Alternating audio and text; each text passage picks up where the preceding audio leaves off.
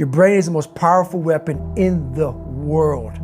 Once you put away your phones and your computers and all that we have nowadays, yeah, it's great. We're up to date. But your brain is the only thing you have when you're going through depression, when you're going through hard times, when you're going through death, real life. You can't Google that, man.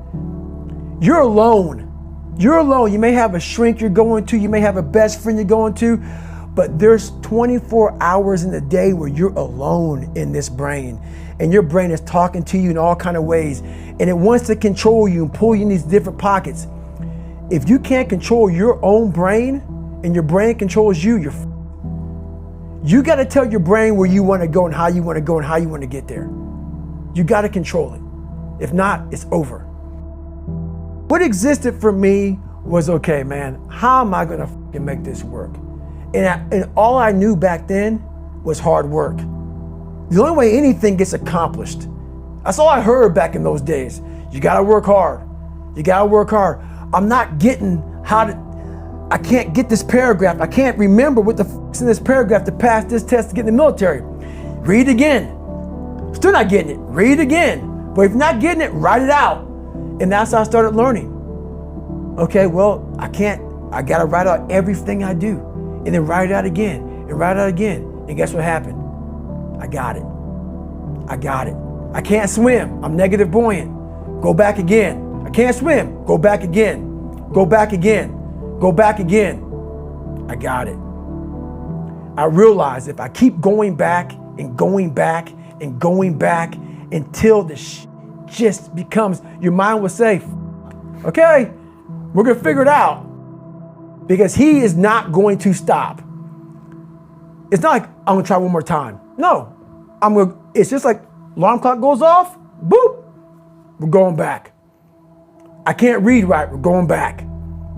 I gave myself no way out, and my mind realized that. They said, okay, we're going to adapt and overcome now. We're not on this stage just because of talent or ability. We're up here because of 4 a.m. We're up here because of 2-a-days or 5-a-days. We're up here because we had a dream and let nothing stand in our way. If anything tried to bring us down, we used it to make us stronger. We were never satisfied, never finished, will never be retired. My high school English teacher, Mr. Fisk, he had this beautiful quote. It read, "Rest at the end, not in the middle." And I took that to heart. I believe there's time for resting at the end, but for me, that time is not now. To have a dream, sacrifice for it, and never ever rest in the middle.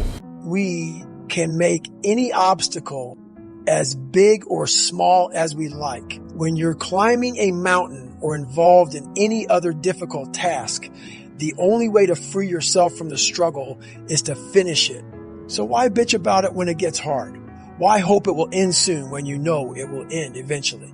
When you complain and your mind starts groping for the eject button, you are not bringing your best self to the task, which means you are actually prolonging the pain. The hard chargers keep their heads down and hammer away. They have trained their minds to stay hard in those hard moments. They recognize the false summit for what it is and will always act as if they are nowhere near the top. Most people slow down and suffer on a steep trail, but slope and elevation are of no consequence to the hard charger. They keep their mind in attack mode until there are no more mountains to climb. And when they actually reach the top, they wish it had lasted a little bit longer. If you want to maximize minimal potential and become great in any field, you must embrace your savage side and become imbalanced, at least for a period of time. You'll need to funnel every minute of every single day into the pursuit of that degree. That starting spot, that job, that edge. Your mind must never leave the cockpit, sleep at the library or the office, hoop long past sundown and fall asleep watching film of your next opponent. There are no days off, and there is no downtime when you're obsessed with being great. That is what it takes to be the baddest mother ever at what you do. Know that your dedication will be misunderstood. Some relationships may break down. The savage is not a socialized beast, and an imbalanced lifestyle often appears selfish from the outside.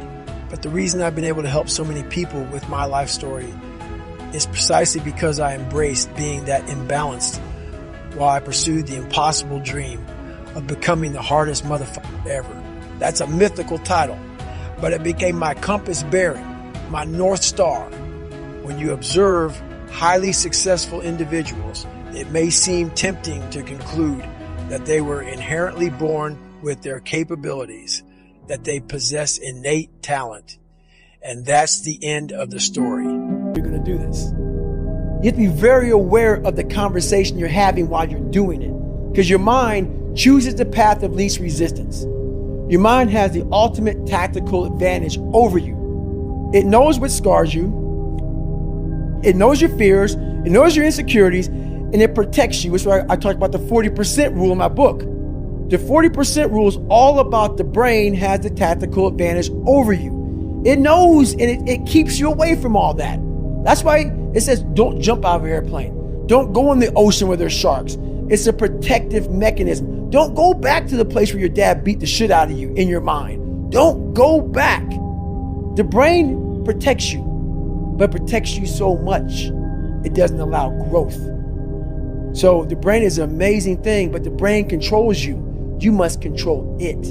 You must take power over your own mind, or your mind will guide you into all the soft places that your brain wants to live in. However, talent, while undoubtedly making life more straightforward, is just one piece of the puzzle. Reflecting back, I was once a shy and fearful person. Ironically, this apparent misfortune turned into a source of strength, igniting significant changes in my life.